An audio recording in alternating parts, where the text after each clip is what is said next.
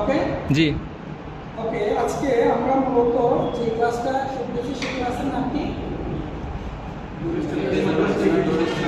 ডিউয়াল স্টার্টারের মাধ্যমে ডিভাইস মোটরকে আমরা কিভাবে কন্ট্রোল করতে পারবো, ঠিক আছে? আর আমাদের এখানে যে মোটরটা আছে, মোটরটা কত কত কিলোওয়াটের?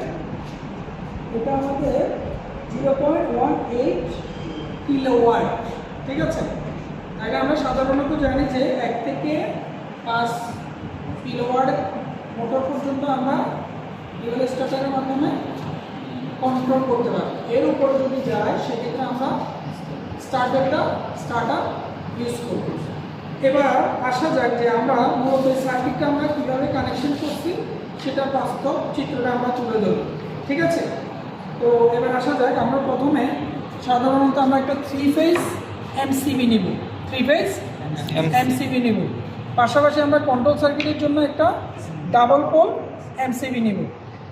এরপরে আমরা একটা ম্যাগনেটিক কন্ডাক্টর, একটা ওভারলোড রিলে, একটা অফ সুইচ, একটা অন সুইচ নেব।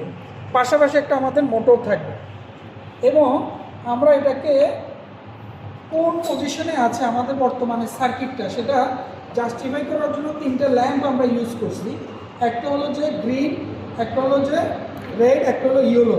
তার মানে আমাদের রানিং অবস্থায় গ্রিন বাতিটা জ্বলবে, যখন আমাদের স্টপ থাকবে তখন আমাদের রেড বাতিটা জ্বলবে, আর যখন ট্রিপিং পজিশন থাকবে ওভারলোড তখন আমাদের ইয়েলো বা সবুজ বাতিটা জ্বলবে।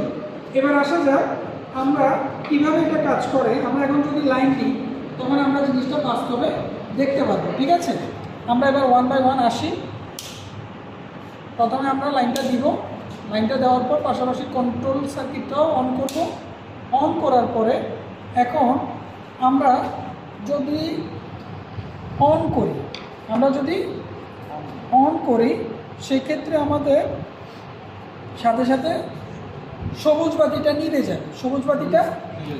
যাবে এবং আমাদের লাল বাতিটা নিভে যাবে, সবুজ বাতিটা জ্বলে উঠবে, ঠিক আছে?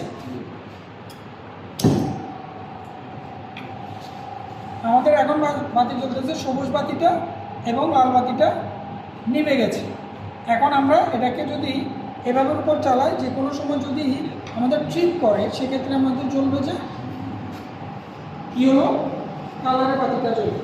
তো এই হলো আমাদের একটা 3 ফেজ মোটরকে কীভাবে আমরা ডাইরেক্ট অনলাইন স্টার্টারের মাধ্যমে কানেকশন পদ্ধতির মধ্য দিয়ে কীভাবে আমরা কাজ করতে পারি বাসা বাড়ি এবং ইন্ডাস্ট্রি ক্ষেত্রে, সেই চিত্রটা আমরা বাস্তবে তুলে ধরা হলো।